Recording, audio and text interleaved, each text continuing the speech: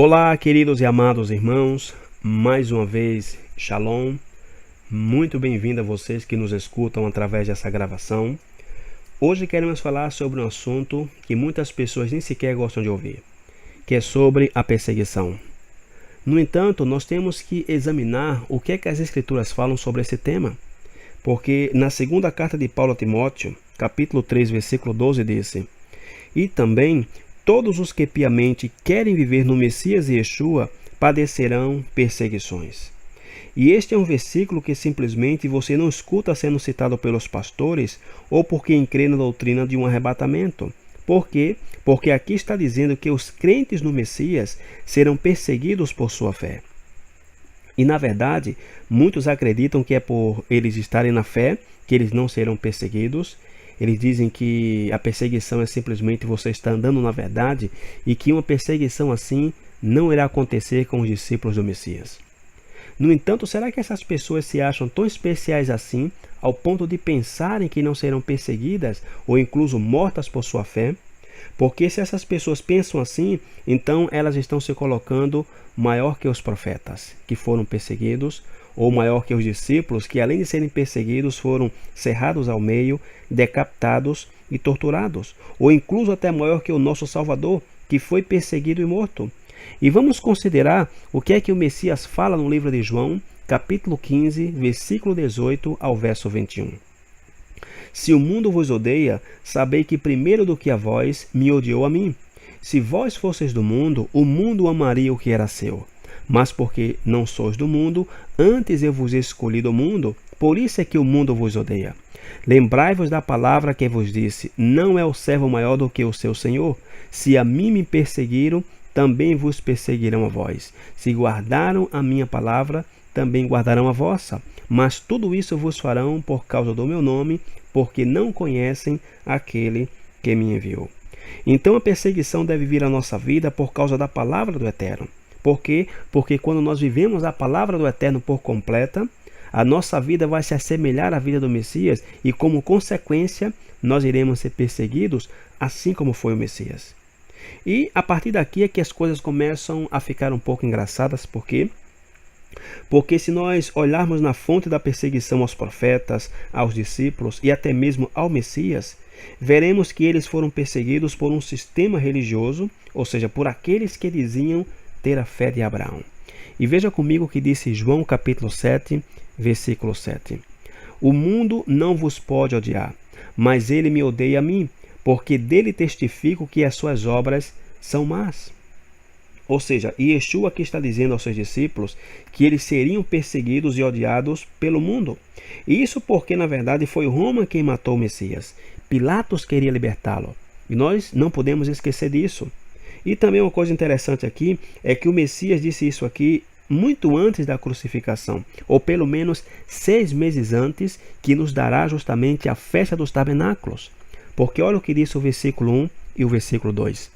E depois disto, Yeshua andava pela Galileia, e já não queria andar pela Judeia, pois os judeus procuravam matá-lo. E estava próximo à festa dos judeus, a dos tabernáculos. E no versículo 7 ele disse: o mundo não vos pode odiar, mas ele me odeia a mim, porquanto dele testifico que as suas obras são más. Ou seja, que o Messias testificou isso para confrontar os líderes religiosos. Agora, irmãos, não é interessante como o Messias aqui inclui os líderes religiosos da sua época, comparando eles ao mundo? Porque foram eles os que odiaram o Messias. Por isso que a perseguição ela vem de diferentes pessoas religiosas que podem dizer incluso que têm a mesma fé que nós, que creem no Deus de Abraão, de Isaac e de Jacó. E isso não deve ser nenhuma surpresa para nós, irmãos. Por quê? Porque se eles rejeitam toda a palavra de Deus, isso também trará uma perseguição por parte dessas pessoas. Agora, eu penso que isso depende da visão de cada um. Porque se você está apenas olhando para este mundo para ser aceito por ele, porque se o mundo nos aceitar de alguma forma, então talvez seja preciso a gente reavaliar como nós estamos vivendo na fé. Talvez seja a hora da gente reconsiderar as coisas que estamos aceitando do mundo. E vejamos o que o Messias fala no livro de Mateus, capítulo 5, versículo 10 ao verso 12. Bem-aventurados os que sofrem perseguição por causa da justiça, porque deles é o reino dos céus. Bem-aventurados sois vós, quando vos injuriarem e perseguirem e mentindo disserem todo mal contra vós por minha causa. Exultai e alegrai-vos, porque é grande o vosso galardão nos céus. Porque assim perseguiram os profetas que foram antes de vós. Agora, embora a nossa natureza humana ela se oponha à perseguição, isso não deve ser algo estranho à nossa vida. É de se esperar a perseguição. Por quê? Porque, mais uma vez, se você estiver olhando para este mundo para ser aceito ou estimado por todos, então nós temos que considerar o que disse o Messias no Evangelho de Lucas, capítulo 6, verso 26. Ai de vós, quando todos os homens de vós disserem bem, porque assim faziam seus pais aos falsos profetas. E a frase-chave aqui é todos os homens. Por quê? Porque se você proclamar e viver toda a palavra de Deus, então verá muitas perseguições que estão associadas com a tribulação e os tempos finais. Mas isso não é a única perseguição que irá acontecer. Ou melhor, não deveria ser a única vez que iria acontecer. Por quê? Porque a perseguição de cheio acontecerá na tribulação. Porém, as Escrituras são bem claras em dizer que a perseguição é de se esperar em nossa caminhada na fé. E vamos considerar o que Paulo fala em sua primeira carta aos Tessalonicenses, capítulo 3, versículo 4. Versículo 3. Para que ninguém se comova por estas tribulações, porque vós mesmos sabeis que para isto fomos ordenados. Ou seja, e nós devemos ter em mente e saber que o apóstolo Paulo ele sofreu muito por causa da pregação da palavra. O apóstolo Paulo sofreu muitas perseguições. Então a perseguição não é nada de estranho na vida do crente. Vejamos o que ele mesmo fala em sua segunda carta aos Coríntios, capítulo 1, versículo 8 ao versículo 11. Porque não queremos, irmãos, que ignoreis a tribulação que nos sobreveio na Ásia, pois que fomos sobremaneira agravados mais do que podíamos suportar, de tal modo que até a vida desesperamos, mas já em nós mesmos tínhamos a sentença de morte, para que não confiássemos em nós, mas em Deus que ressuscita os mortos, o qual nos livrou de tão grande morte e livra, e em quem esperamos que também nos livrará também, ajudando-nos também vós com orações por nós, para que pela mercê que por muitas pessoas nos foi feita, por muitas também sejam dadas graças ao nosso respeito. E ele fala mais um pouco sobre isso em 2 Coríntios capítulo 11, no versículo 23 ao verso 28, ele diz: são ministro do Messias, falo como fora de mim. Eu ainda mais em trabalhos, muito mais em açoites, mais do que eles em prisões, muito mais em perigo de morte, muitas vezes recebi dos judeus 50 quarentenas de açoites menos um. 3 vezes fui açoitado com varas, uma vez apedrejado, 3 vezes sofri naufrágio, uma noite e um dia passei no abismo. E em viagem muitas vezes, em perigos de rios, em perigos de salteadores, em perigos dos da minha nação, em perigos dos gentios, em perigos na cidade, em perigos no deserto, em perigos no mar, em perigos entre os falsos irmãos, em trabalhos e fadiga, em vigílias muitas vezes, em fome e sede, em jejum muitas vezes, em frio e nudez. Além das coisas exteriores, me oprime cada dia o cuidado de todas as igrejas. Então o apóstolo Paulo aqui, ele coloca as coisas numa perspectiva muito difícil. Mas quando é interessante que a gente, quando não acontece algo com nossa vida, é fácil sair de uma situação assim. Porém, quando essas coisas estão acontecendo conosco, então nós fazemos o que devemos fazer. E deve ser a nossa atitude diante da perseguição por causa da nossa fé. Ou seja, será que nós devemos resmungar, reclamar ao Eterno: Senhor, o que é que está acontecendo com minha vida? Devemos considerar a atitude que teve o apóstolo Paulo em sua primeira carta aos Coríntios, capítulo 4, verso 12. E nos afadigamos, trabalhando com nossas próprias mãos. Somos injuriados e bendizemos. Somos perseguidos e sofremos. E também vamos considerar o que é que Yeshua fez. Filipenses capítulo 2, versículo 5 ao versículo 8. de sorte que haja em vós o mesmo sentimento que houve também no Messias Yeshua, que sendo em forma de Deus, não teve por usurpação ser igual a Deus, mas esvaziou-se a si mesmo, tomando a forma de servo, fazendo-se semelhante aos homens.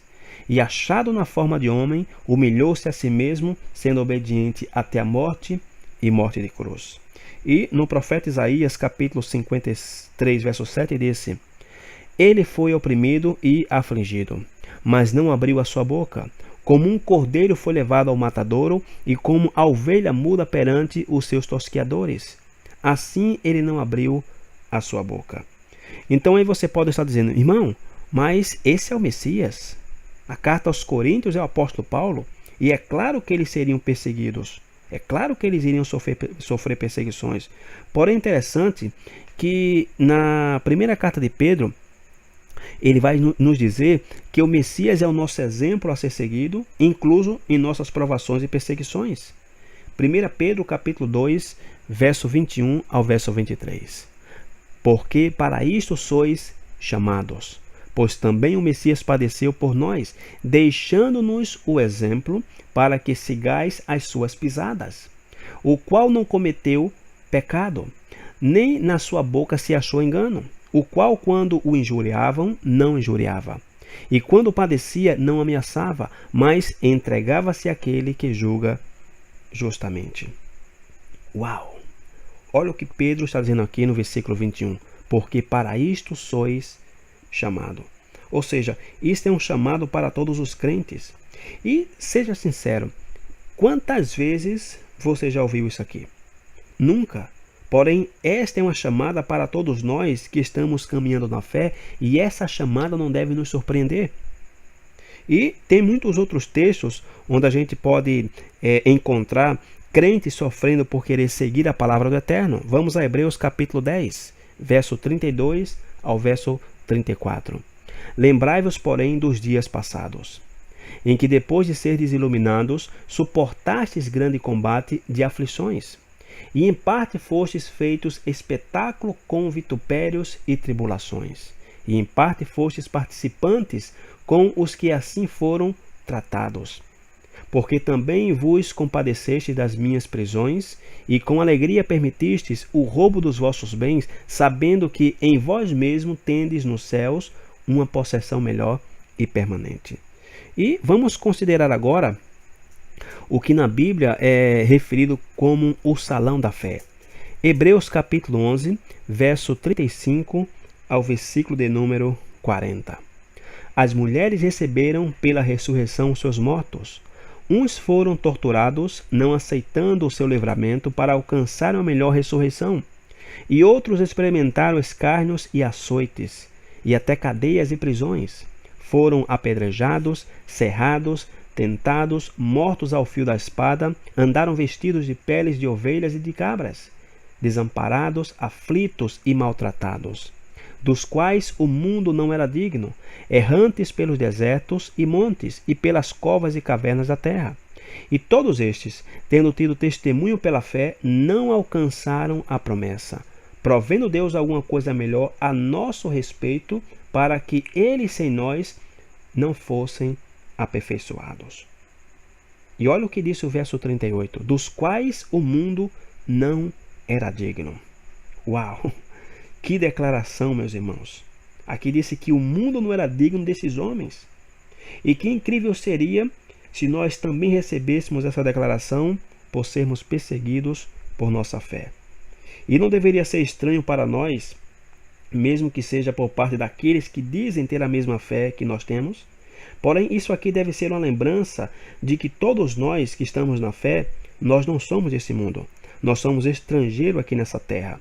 Por quê? Porque aqui mesmo em Hebreus capítulo 11, no verso 13 disse: todos estes morreram na fé, sem terem recebido as promessas, mas vendo-as de longe e crendo-as e abraçando-as, confessaram que eram estrangeiros e peregrinos na terra.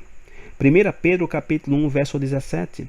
E se invocais por Pai aquele que, sem acepção de pessoas, julga segundo a obra de cada um, andai em temor durante o tempo da vossa peregrinação. E em 1 Pedro capítulo 2, versículo 11, disse: Amados, peço-vos como a peregrinos e forasteiros, que vos abstenhais das concupiscências carnais que combatem contra a alma. Então, mesmo que nós vivamos neste mundo, não devemos esquecer que nós não somos parte deste mundo. Então não devemos ficar surpresos quando as pessoas deste mundo falam mal de nós, olhar mal para nós, nos expulsar de trabalho, nos expulsar dos seus roles social, da sua lista de amigos, das suas festas. E essa lista vai crescendo cada vez mais quando os dias mais escuros da perseguição se aproximam. Por quê? Porque a perseguição deve ser o tratamento que devemos receber por vivermos a palavra do Eterno. Porque se a nossa perseguição vem de qualquer outro motivo que não seja a obediência à palavra, então é bem provável que nós mereçamos essa perseguição. 1 Pedro capítulo 2, versículo 20. Porque que glória será essa, se pecando sois esbofeteados e sofreis? Mas se fazendo bem sois afligidos e sofreis, isso é agradável a Deus.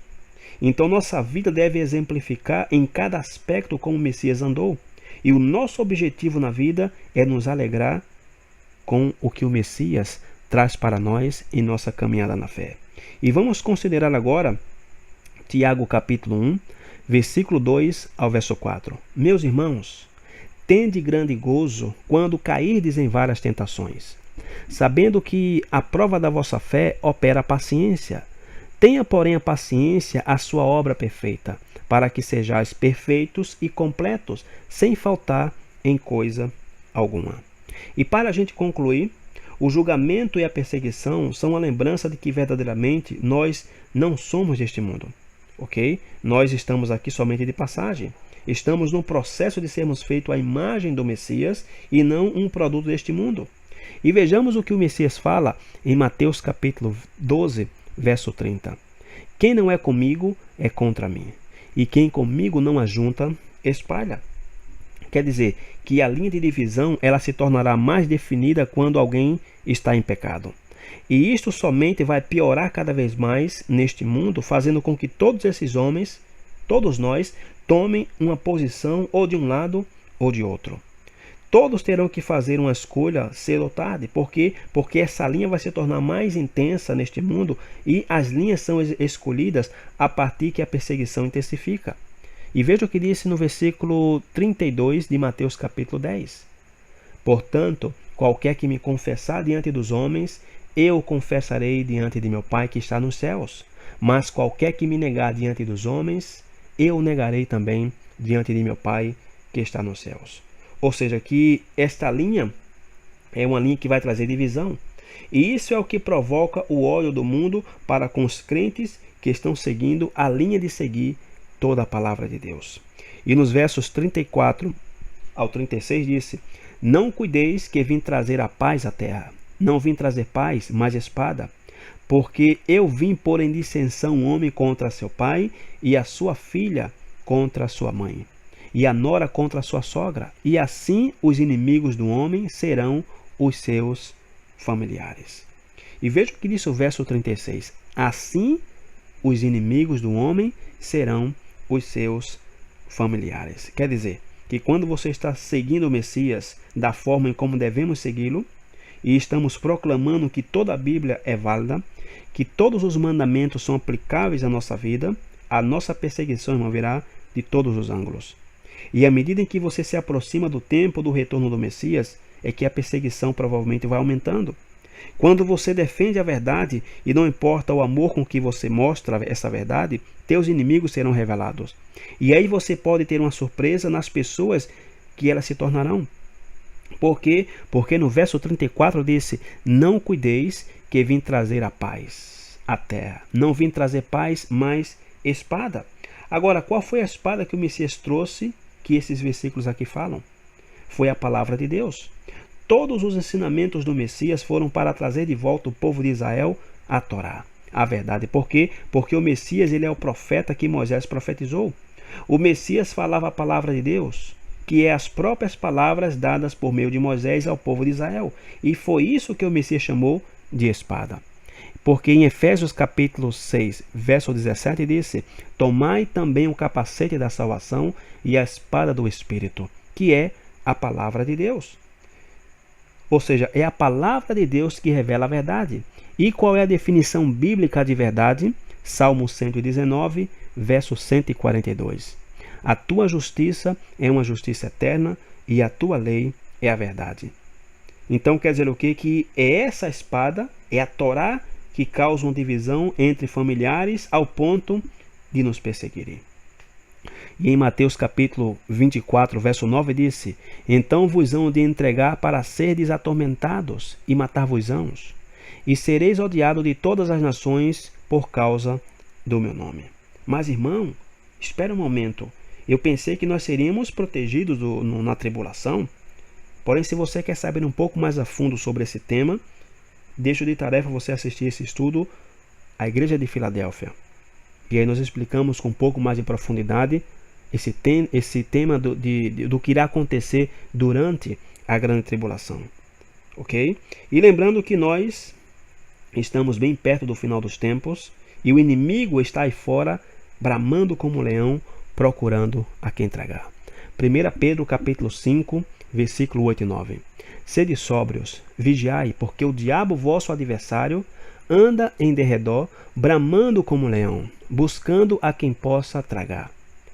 Ao qual resisti firmes na fé, sabendo que as mesmas aflições se cumprem entre os vossos irmãos no mundo. E a palavra no versículo 8, tragar, ela não necessariamente significa perseguir, mas sim conseguir fazer com que alguém desista da fé por meio da perseguição. É por isso que o apóstolo Pedro nos incentiva a que nós nos mantemos firmes na fé, sabendo que outras pessoas estão passando o mesmo sofrimento que nós.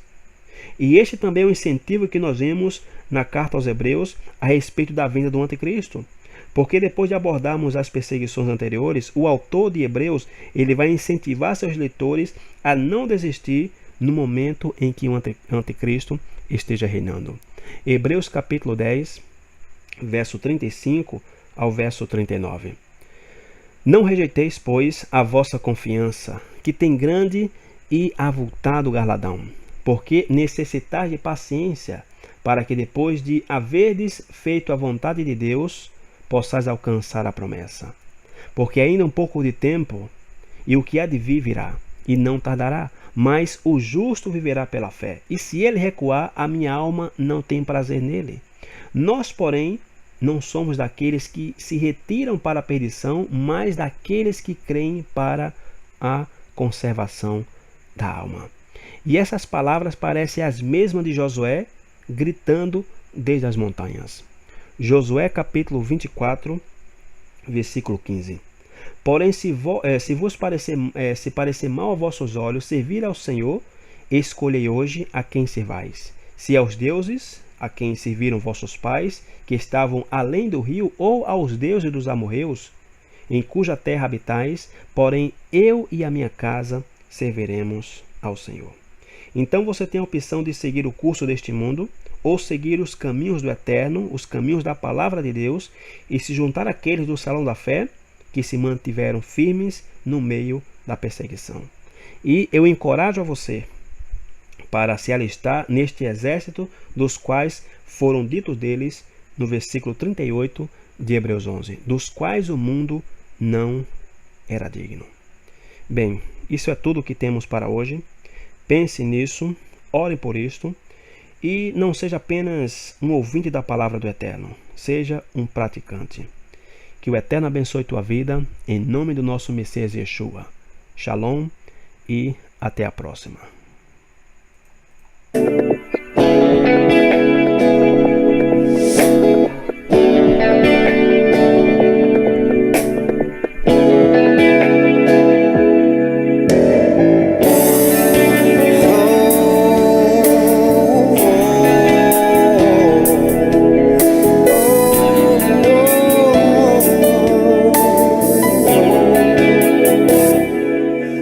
Aquí el Señor es mi pastor,